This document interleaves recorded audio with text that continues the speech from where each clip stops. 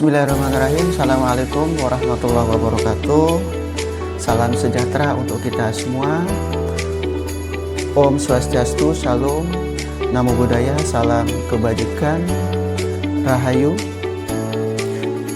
salam pariwisata, salam pesona Indonesia, wonderful Indonesia. Perkenalkan, saya Kanom, dosen program studi D4 Manajemen Bisnis Pariwisata Politeknik Negeri Banyuwangi. Berikut saya akan sampaikan terkait dengan mata kuliah Manajemen Destinasi Pariwisata.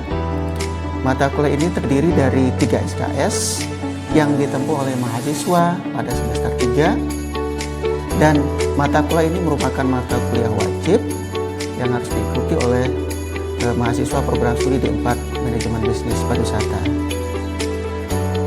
Adapun deskripsi mata kuliah ini merupakan mata kuliah yang membekali mahasiswa agar mempunyai pemahaman yang mendalam tentang penataan, pemeliharaan, dan pemanfaatan sumber daya pariwisata yang terdapat di destinasi pariwisata secara terpadu guna memberikan nilai optimal bagi pemangku kepentingan dengan tetap menjamin keberlanjutannya. Kemudian CPL yang dibebankan pada mata kuliah ini diantaranya adalah 1 DS6, yaitu mampu bekerja sama dan memiliki kepekaan sosial serta kepedulian terhadap masyarakat dan lingkungan. Kemudian DS11 menerapkan atau mengintegrasikan kode etik dan perilaku kepariwisataan global atau Tourism Code of Ethics, Tourism Code of Conduct dari UNWTO, dan tetap berkepribadian Indonesia dalam tata kelola destinasi pariwisata dan pariwisata MICE. Kemudian menerapkan nilai hospitalitas dan menjunjung tinggi kearifan lokal dalam melaksanakan pekerjaannya. Kemudian DP1 di sini dituntut mampu menguasai berbagai konsep dasar ilmu bisnis pariwisata dan ekonomi kreatif yang memperkuat dengan keterampilan teknis, mengidentifikasikan, memformulasikan, memecahkan permasalahan, serta mengorganisasikan produk bisnis pariwisata, serta menggunakannya sebagai dasar pengimplementasian konsep-konsep tersebut dalam perencanaan, operasional, dan pemasaran bisnis pariwisata, serta penelitian dan pengembangan bisnis ekonomi kreatif pariwisata, serta manajemen destinasi pariwisata. Kemudian DP2 mampu menguasai pengetahuan dan keterampilan tentang komponen, fungsi dan proses manajemen dalam pengelolaan bisnis pariwisata dan ekonomi kreatif, khususnya manajemen destinasi pariwisata. Kemudian di KIAS 1 mampu menerapkan pemikiran logis dan inovatif dalam melakukan jenis pekerjaan spesifik di bidang keahliannya dengan mutu dan kuantitas yang dapat diukur dengan standar kompetensi kerja yang bersangkutan khususnya pada bidang manajemen destinasi pariwisata. Kemudian KU3 mampu mengkaji kasus penerapan ilmu pengetahuan teknologi, memperhatikan dan menerapkan nilai humaniora sesuai dengan bidang keahliannya dalam rangka menghasilkan prototipe prosedur baku, desain atau karya seni. Di KU5 dituntut mahasiswa mampu mengambil keputusan secara tepat berdasarkan prosedur baku, spesifikasi desain dan persyaratan keselamatan dan keamanan kerja dalam melakukan supervisi dan evaluasi pada pekerjaannya. Kemudian di KU8 mampu melakukan proses evaluasi terhadap kelompok kerja yang berada di bawah tanggung jawabnya dan mampu mengelola pembelajaran secara mandiri. Di KK3 dituntut untuk mampu menjalankan fungsi-fungsi manajemen dalam pengelolaan pariwisata yang di dalamnya ada pengembangan produk, pengembangan sumber daya manusia, pemasaran, manajemen finansial dan informasi yang adaptif terhadap perubahan yang ada di industri pariwisata. Kemudian di KK6 mampu membuat rencana kerja dan anggaran pada organisasi kepariwisataan. KK8 mengembangkan nilai profesionalisme dalam bisnis pariwisata yang ditunjukkan dengan pemahaman teknis, prinsip-prinsip keberlanjutan, di mana di situ di dalamnya adalah ekonomi, sosial budaya, hukum, dan lingkungan. Kemudian di KK10 mampu mengembangkan berbagai ide dan memutuskan alternatif pilihan pengembangan produk dan layanan terbaik pada tingkat unit bisnis pariwisata serta memperhitungkan resikonya. Kemudian selama perkuliahan ada beberapa bahan kajian atau topik bahasan secara besar, garis besar akan disampaikan dalam mata kuliah ini. Di antaranya adalah 1. Gambaran umum kepariwisataan, pengertian dan ruang lingkup kepariwisataan, Sustainable Development Goals atau SDGs terkait kepariwisataan, perkembangan pariwisata era 4.0 menuju pariwisata era society 5.0, kemudian pembangunan pariwisata berkelanjutan, pengelolaan kepariwisataan, pariwisata dalam perekonomian, peluang dan tantangan, kemudian destinasi pariwisata, dampak sosial budaya di destinasi pariwisata, dampak lingkungan akibat aktivitas pariwisata, kemudian selanjutnya implementasi praktek pariwisata berkelanjutan di destinasi pariwisata. Ekowisata sebagai pariwisata berkelanjutan atau sebagai praktek pariwisata berkelanjutan, kemudian pembangunan kepariwisataan di Indonesia, dan yang terakhir adalah mengenai wawasan pembangunan kepariwisataan, branding pariwisata, dan destinasi pariwisata. Hal tersebut merupakan berkaitan dengan bagaimana cara memahami dan menguasai, menganalisis, serta mempraktekkan dalam kehidupan sehari-hari dalam meningkatkan pengetahuan dan mampu mengimplementasikan pada destinasi pariwisata yang ada di Banyuwangi maupun di Indonesia secara nasional. Adapun mata kuliah ini terdiri dari 3 SKS dengan rincian 2 SKS teori dan 1 SKS praktikum dengan durasi atau estimasi waktu perkuliahan mulai dari pembelajaran itu 1 kali 2 50 menit, kemudian ada penugasan terstruktur, ada belajar mandiri, dan ada praktikum. Nanti mahasiswa akan melakukan observasi ke destinasi pariwisata, kemudian akan mempraktekkan menjadi pengelola destinasi pariwisata, sehingga diharapkan dengan hal tersebut mahasiswa mampu menerapkan nilai-nilai atau menerapkan ilmu pengetahuan sesuai dengan pengelolaan atau prinsip pengelolaan destinasi pariwisata secara berkelanjutan dan berdaya saing. Adapun metode yang ditekankan dalam mata kuliah ini adalah di mana mata kuliah ini berfokus pada project based learning, di mana nanti mahasiswa akan ditugaskan untuk membuat proyek terkait dengan dokumen pengelolaan destinasi pariwisata yang diawali dengan observasi dan studi kasus.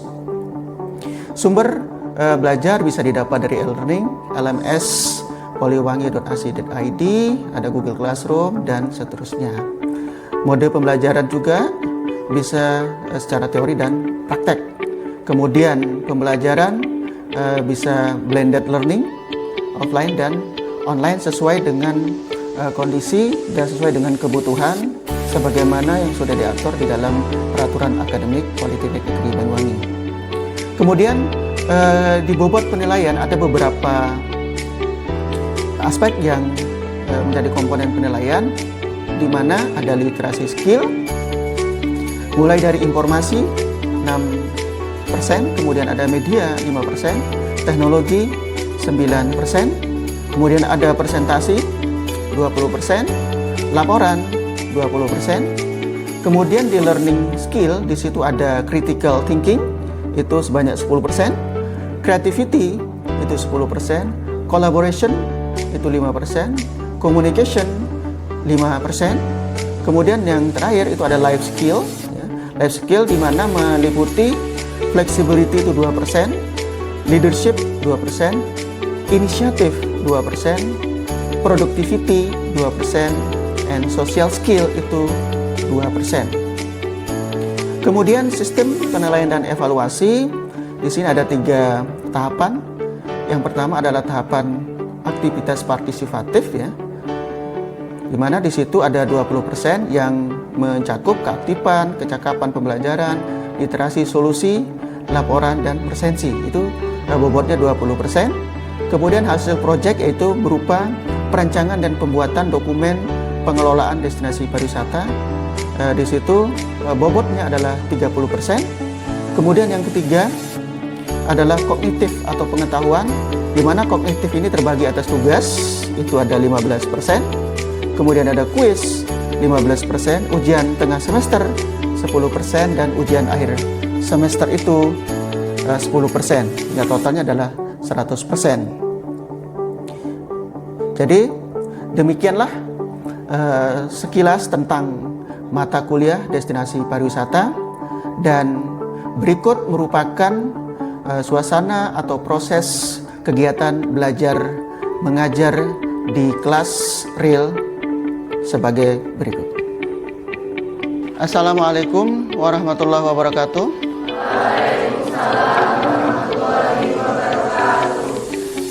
Selamat pagi, salam sejahtera untuk kita semua. Om Swastiastu, Shalom, Namo Buddhaya, salam kebajikan, Rahayu. Oke, gimana kabar pagi hari ini? Baik ya. Jadi teman-teman, kita masuk ke minggu ketiga pada pagi hari ini ya. Dan di sini nanti akan saya sampaikan terkait dengan kenapa destinasi pariwisata itu perlu dikelola. Teman-teman sudah tahu beberapa kasus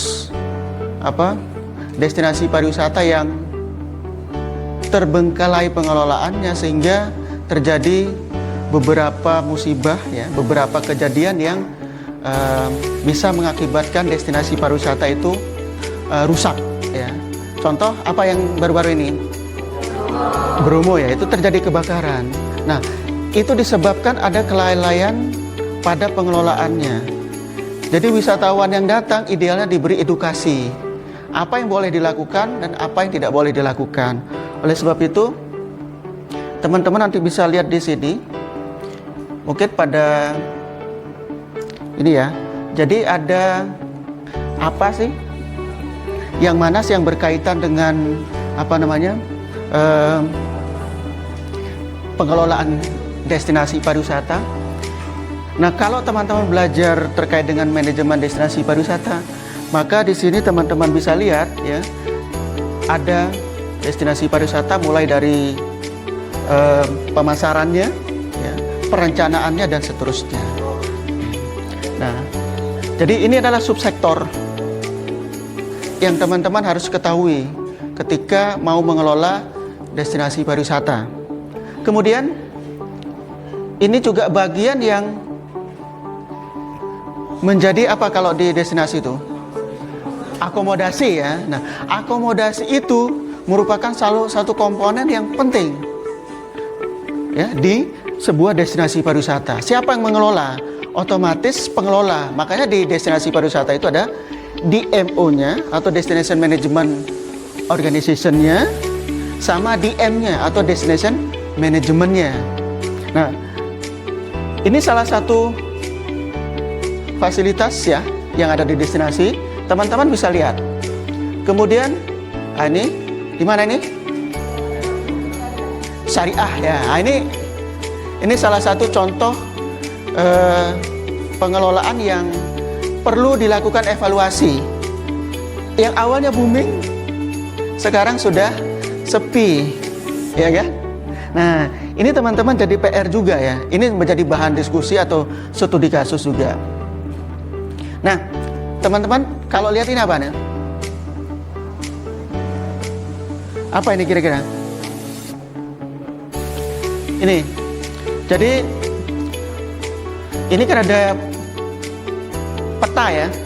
Nah, peta ini bagian dari di dalam pengelolaan destinasi itu ada namanya planning. Kalau fungsi manajemen apa?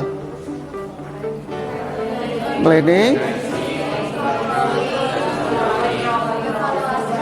sama.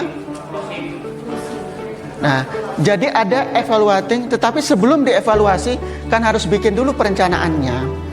Maka teman-teman sebagai calon manajer destinasi harus mampu membuat perencanaan, minimal ada master plan.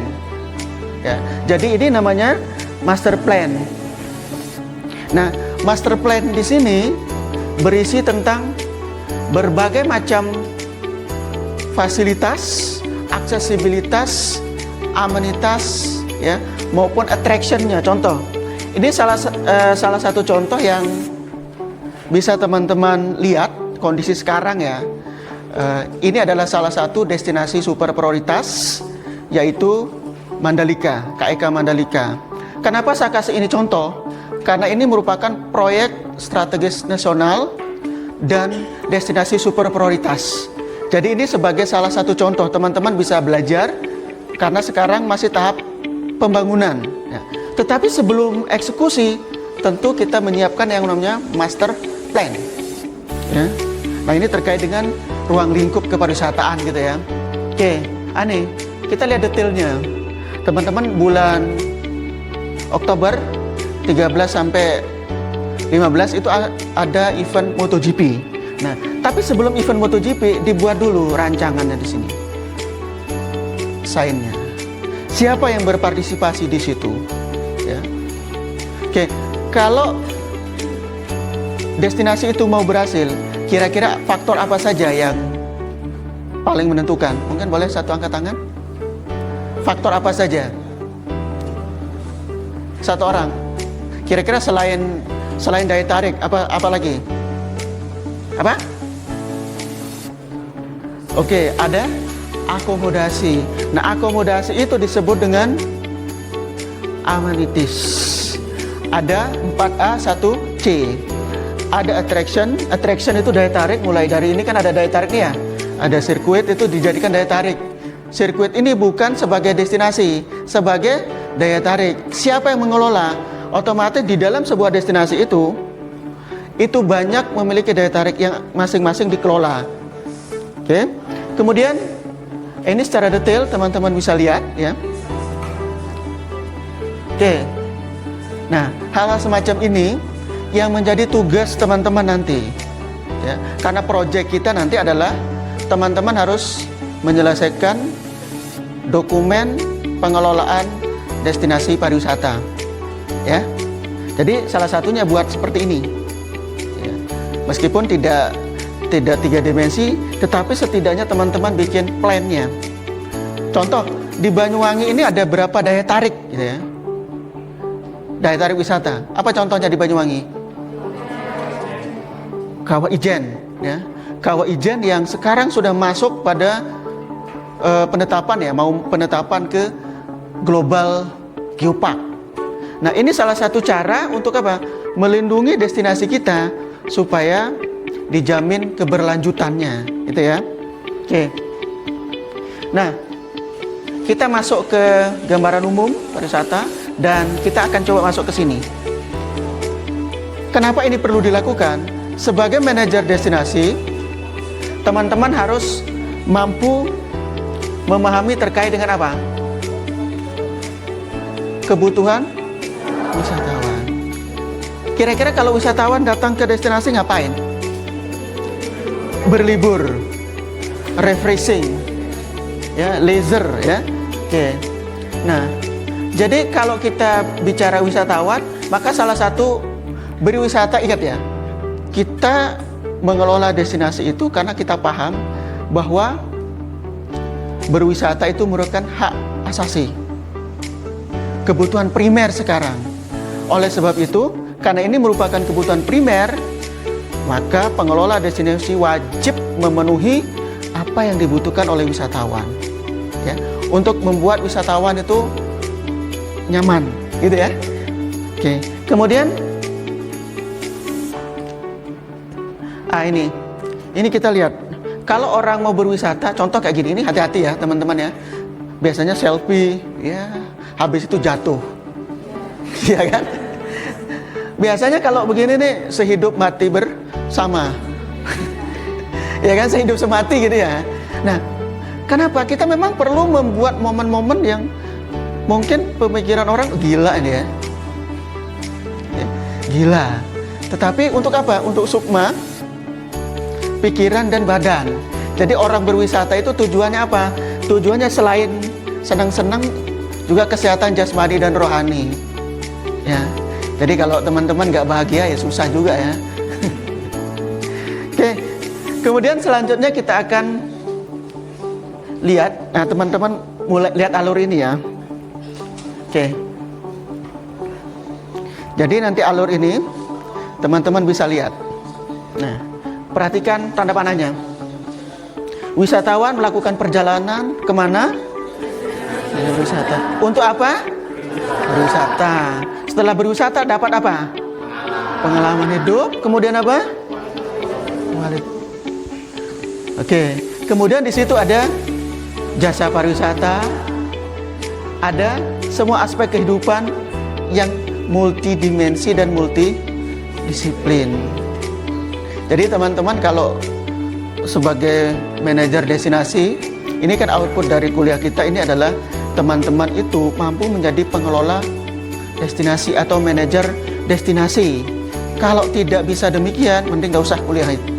Ya, mending gak usah kuliah di mata kuliah ini. Sebab apa? Teman-teman perlu memperhatikan aspek, ya. Mulai dari wisatawan kemana sampai dengan nanti muncul istilah kepariwisataan. Oke, itu ya yang harus di kemudian teman-teman nanti bisa lihat ya apa itu pariwisata. Ini harus hatam ya. Oke, saya kira sudah semua ini ya. Kemudian ada beberapa hal yang perlu dipahami sebagai pengelola destinasi, bahwa pariwisata itu atau destinasi itu adalah multidimensi dan multidisiplin. Jadi di dalam pengelolaan destinasi pariwisata itu harus mencakup ruang lingkup ini, mulai dari ideologi sampai dengan sosial budaya. Oke, itu ya. Kemudian, nah ini yang penting. Bagaimana kita mengaktualisasikan Pancasila dalam kepariwisataan. Jadi aspek atau konsep pengelolaan pariwisata itu harus mencerminkan apa? Pancasila. Mulai dari sila ke-1 sampai dengan sila ke-5. Contoh kalau sila ke-5 apa? Kira-kira implementasinya kayak gimana? Keadilan. Sama rata, betul. Jadi baik pengelola maupun wisatawan memiliki hak yang sama. Jangan mentang-mentang nanti wisatawan asing itu lebih dispesialkan daripada wisatawan Nusantara. Nah, itu namanya keadilan sosial. Nah, itu yang perlu teman-teman pahami ya sebagai manajer destinasi. Kemudian, oke, teman-teman perhatikan ini. Ada pola pembangunan pariwisata, nanti konsepnya ya.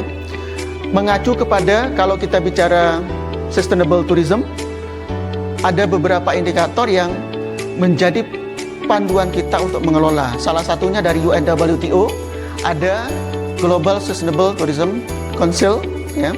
Sama ada dari Kementerian Pariwisata, itu sebagai salah satu komponen yang penting. Supaya apa? Ketika mengelola wisata itu lingkungan tidak rusak, secara ekonomi bagus atau berlanjut, budaya juga tidak rusak akibat wisatawan. Oke, ini kode ya, aturan yang perlu dipahami oleh pengelola pariwisata. Oke, ini ada beberapa ya. Jadi teman-teman nanti selain memahami itu destinasi, teman-teman juga harus tahu aturan mainnya ya. Oke. Ini ada beberapa ya, nanti teman-teman bisa kita diskusikan lebih lanjut. Ini salah satu contoh